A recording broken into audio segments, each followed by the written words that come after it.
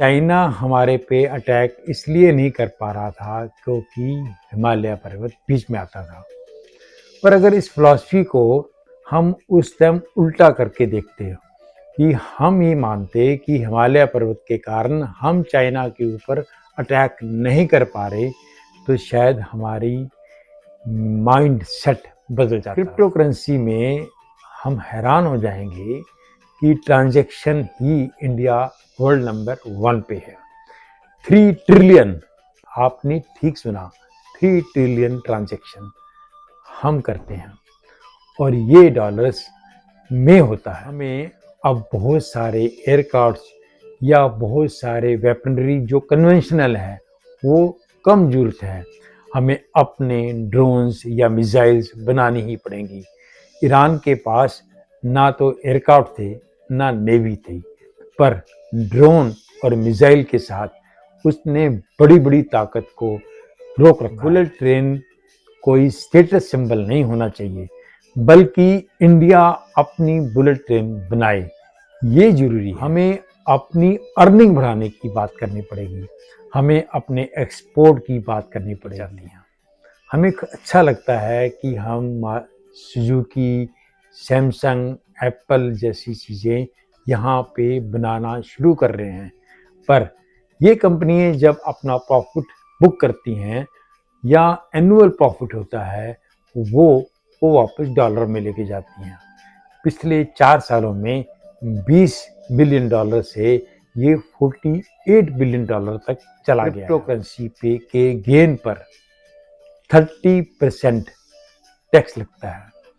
ये इतना बड़ा टैक्स है जिससे लोग दूसरे रूट से इन्वेस्टमेंट करते हैं, पर इंडिया के रिजर्व्स को तो डेंट लगता ही है। नमस्कार, सत श्री अकाल, आदाब। पिछली वीडियो में हमने फॉरेन रिजर्व के अंदर इनफ्लो के बारे में समझा था। आज की इस वीडियो में हम आउटफ्लो के बारे में, कितना रिजर्व हमारा बाहर जाता है, जो फॉरेन रिजर्व्स हैं उनमें कैसे डिप्लीशन होती है, इसके बारे में समझेंगे। किसी भी टैंक के अंदर अगर ड्रेन वॉल ज़्यादा खुले तो वो कभी टैंक भरता नहीं, ऐसा ही हमारी हालत है। इससे पहले कि हम इस टॉपिक को आगे खोलें तो एक छोटी सी पुरानी बात से शुरुआत करते हैं। छोटे होते हमें हिमालय पर्वत के लाभ के बारे में बताया जाता था। हिमालय पर्वत से बहुत सारे लाभ में से एक लाभ ये भी बताया जाता था कि ये हमें दुश्मन से बचाता है। नॉर्थ इंडिया के ऊपर हिमालय है और उसके पीछे चाइना है, तो चाइना हमारे पे अटैक इसलिए नहीं कर पा रहा था क्योंकि हिमालय पर्वत बीच में आता था।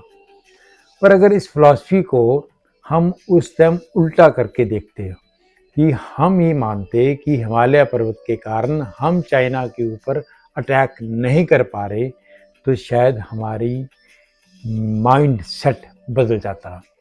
आज हमारे साथ ऐसा ही हो रहा है।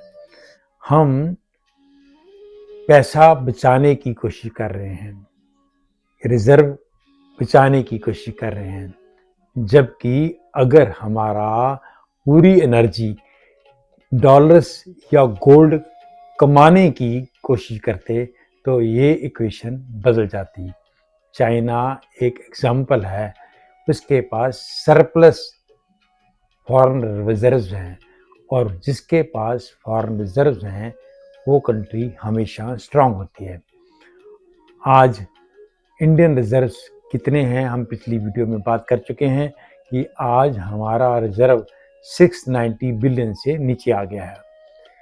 और ये रिजर्व कम कैसे होते हैं वो पड़ता है आउटफ्लो रिजर्व से। हम कितना इंपोर्ट ज़्यादा कर रहे हैं और एक्सपोर्ट कितना कम कर रहे हैं उस पर डिपेंड करता है। तो जैसे हमने इनफ्लोज के बारे में हमने समझा कि आईटी सेक्टर्स में सबसे ज़्यादा हमें इनफ्लो मिलता है, और सेकंड नंबर पर इंडियन डायस्पोरा, जो लोग बाहर रहते हैं, वो हमें सबसे ज़्यादा हमारे रिजर्व में कंट्रीब्यूट करते हैं। तो अब आज समझेंगे कि आउटफ्लो कौन करता है। तो आउटफ्लो में हमेशा ही ऑयल का रिजर्व डिप्लीट होते हैं। इंडिया जो 4 साल पहले 119 बिलियन डॉलर का रिजर्व इंपोर्ट में लगाता था, वो आज 102 बिलियन डॉलर का रिजर्व डिप्लीट करता है। ये इसलिए है क्योंकि पिछले 4 सालों में क्रूड ऑयल के रेट बहुत ज़्यादा डाउन थे, इसलिए ये डिप्लीशन नज़र आ रहा है। नहीं तो इंडिया की ऑयल की कंजम्पशन बढ़ती ही है, क्योंकि जैसे जैसे हमारी एविएशन इंडस्ट्री, हमारी रोड अच्छी होनी, इंडियन लोगों की इकॉनमी में कुछ फ़र्क पड़ना और उनकी पॉकेट इतनी है कि वो अपने व्हीकल्स पर सफ़र कर सकते हैं, तो ये हमेशा ऑयल की कंजम्पशन को बढ़ाता रहेगा। इंडिया के लिए एक खुशखबरी यही है कि इंडिया के पास जामनगर में सबसे बड़ी वर्ल्ड रिफाइनरी है, जिसमें हम ऑयल प्रोडक्ट्स या पेट्रोलियम प्रोडक्ट्स को हम एक्सपोर्ट करते हैं। इसके 80 बिलियन एक्सपोर्ट करने के बाद भी हम डेफिसिट में हैं। दूसरा आता है गोल्ड। गोल्ड का डेफिसिट 46 बिलियन डॉलर से 58 बिलियन डॉलर पहुंच गया 4 साल में। इसका मतलब कि हम गोल्ड की कंजम्पशन बढ़ाते जा रहे हैं या गोल्ड का रेट बड़ा होने के कारण हमारे रिजर्व कम हो रहे हैं। तीसरा, इलेक्ट्रॉनिक एंड अदर मशीन्स, ये जो हम इंपोर्ट करते हैं ये भी ऑन राइज है और 72 बिलियन से 90 बिलियन तक हम पहुंच चुके हैं। ये बड़े कंट्रीब्यूटर हैं, पर इसके अलावा जो कंपनियां यहाँ पर आई हैं वो अपना प्रॉफिट डॉलर्स में लेके जाती हैं। हमें अच्छा लगता है कि हम सुजुकी, सैमसंग, एप्पल जैसी चीज़ें यहाँ पे बनाना शुरू कर रहे हैं, पर ये कंपनियां जब अपना प्रॉफिट बुक करती हैं या एनुअल प्रॉफिट होता है वो वापस डॉलर में लेके जाती हैं। पिछले 4 सालों में 20 बिलियन डॉलर से ये 48 बिलियन डॉलर तक चला गया है। ये भी हमारे रिजर्व्स को डेंट देता है। जो हमने लोन लिया है उसकी हमें ईएमआई पे करनी पड़ती है। पिछले 4 सालों में ये 22 बिलियन डॉलर से 28 बिलियन डॉलर हो गया है। ये सारे ही कंट्रीब्यूटर हैं हमारे रिजर्व्स को डिप्लीट करने में। LRS, limited remittance scheme, India ने एक स्कीम दी हुई है जिसमें इंडियंस कुछ पैसा बाहर इन्वेस्ट कर सकते हैं या लेके जा सकते हैं या खर्च कर सकते हैं। जैसे कि इसके अंदर ट्रैवल है, फॉरेन एजुकेशन या कोई मेंटेनेंस या अपनी रिलेटिव्स को सपोर्ट करने का। ये एक अच्छा राइज है। 19 बिलियन डॉलर से ये 34 बिलियन डॉलर तक पहुंच गया है। तो ये सारी चीज़ें हमारे रिजर्व्स को कम करती जाती हैं। इसके अलावा जो सबसे सीरियस बात है जिसके ऊपर हमें बहुत ज़्यादा ध्यान देना है वो है क्रिप्टो करेंसी। क्रिप्टो करेंसी में हम हैरान हो जाएंगे कि ट्रांजैक्शन ही इंडिया वर्ल्ड नंबर 1 पे है। 3 ट्रिलियन, आपने ठीक सुना, 3 ट्रिलियन ट्रांजैक्शन हम करते हैं और ये डॉलर्स में होता है। और ये ट्रांजैक्शन इंडिया के प्लेटफॉर्म से नहीं होता, ये हवाला से या दूसरे कुछ प्लेटफॉर्म्स हैं जिसमें छुप कर ये डॉलर्स खरीदे जाते हैं और इन्वेस्ट होते हैं। क्योंकि इंडिया के अंदर क्रिप्टो करेंसी पे के गेन पर 30% टैक्स लगता है। ये इतना बड़ा टैक्स है जिससे लोग दूसरे रूट से इन्वेस्टमेंट करते हैं, पर इंडिया के रिजर्व्स को तो डेंट लगता ही है। तो ये आपको बहुत बड़ा पिक्चर क्लियर हो गई कि हम कहाँ पर रिजर्व्स डिप्लीट कर पा रहे हैं। जो बात ऑयल की है, हम ऑयल के कंजम्पशन को कम कर ही नहीं पाएंगे, क्योंकि मेजर कंट्रीब्यूटर तो एविएशन इंडस्ट्री का एटीएफ है, डिफेंस है, या मेजर ट्रांसपोर्ट है, या एग्रीकल्चर है, जिस पे आप कंजम्पशन कम कर ही नहीं सकते। और जो छोटा कंज्यूमर है, जो स्कूटर के ऊपर स्विगी, जोमेटो या और डिलीवरी का काम करते हैं, ये कैसे अपने कंजम्पशन को कम कर सकते हैं? जो ईवी का सॉल्यूशन है वो हर एक के लिए पॉसिबल नहीं है। इंडिया में अभी ईवी पेट्रोलियम ट्रांसपोर्टेशन को रिप्लेस नहीं कर पा रहा, और गोल्ड तो हमेशा बढ़ता ही जाएगा, क्योंकि इंडियन सेंटीमेंट्स गोल्ड में है। इंडिया के अंदर जो लोग ब्लैक मनी लेके बैठे हैं या बहुत रिच फैमिलीज हैं, उनका मेजर गोल्ड में कंट्रीब्यूशन है। मैरिजेस तो हमेशा ही गोल्ड को कंज्यूम करती ही हैं। तो हम कैसे आउटफ्लो को कम करें?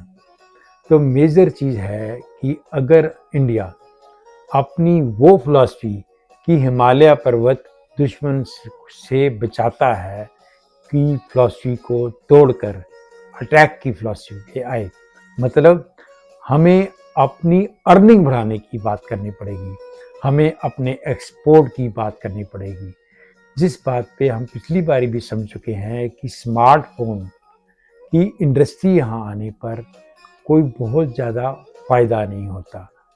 ठीक है, कुछ कंट्रीब्यूशन तो आया, पर उसके स्पेयर्स, उसके रॉ मटेरियल हमें आप पैदा करने पड़ेंगे, जो हमें सेमीकंडक्टर, स्पेस और डिफेंस के अंदर इन्वेस्टमेंट्स करके उसको हम एक्सपोर्ट बढ़ा सकते हैं।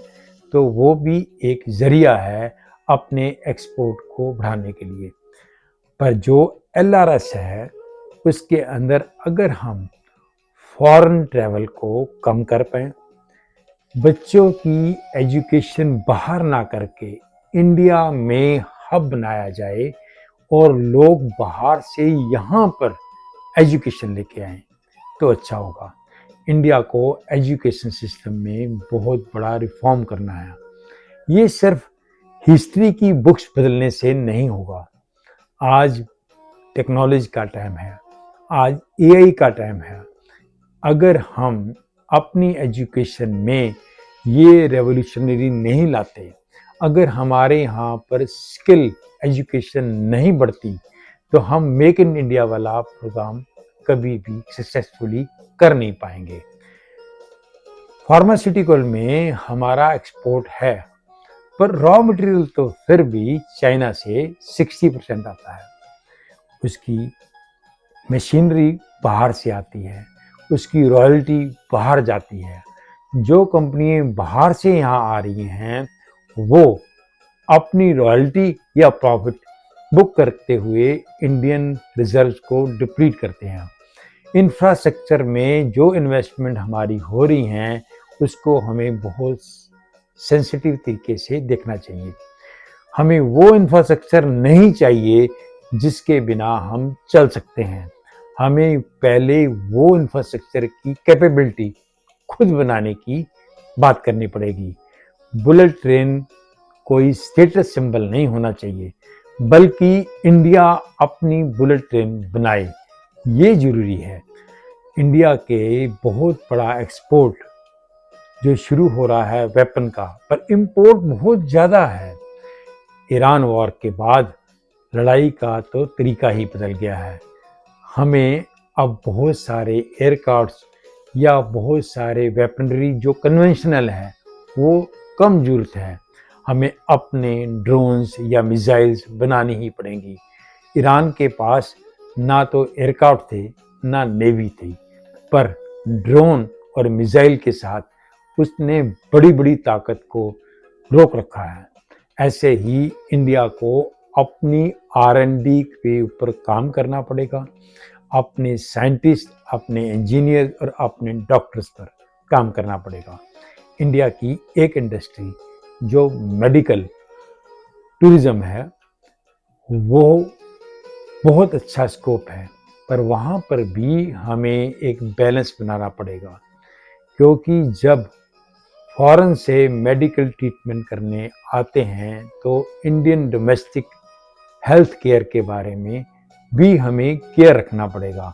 ये ना हो कि हम फॉरेन रिजर्व के चक्कर में इंडियन डोमेस्टिक की हेल्थ केयर को इग्नोर कर दें। इसमें हमें एथिकल होना पड़ेगा। और आखिरी बट नॉट द लीस्ट, हमें अपनी रूपी में बिजनेस करना सीखना पड़ेगा और डॉलर से डीलिंग करना पड़ेगा। आउटफ्लो से आपने समझ ही लिया कि जब तक हम अपने आउटफ्लो को कम नहीं करेंगे, मतलब इंपोर्ट कम नहीं करेंगे या इंपोर्ट बढ़े भी उससे ज़्यादा एक्सपोर्ट बढ़े, इस फिलॉसफी पे हम आए। हिमालय पर्वत हमें रोकता है ना कि बचाता है। इस फिलॉसफी को याद रखें।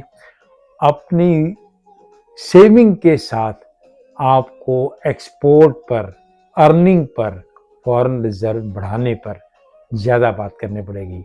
प्राइम मिनिस्टर की ये कॉल अच्छी है, पर इसमें एक चेंज चाहिए कि हमें एक्सपोर्ट करना है, हमें अपने वेपन्स खुद बनाने हैं, ना कि हमें इंपोर्ट करने हैं।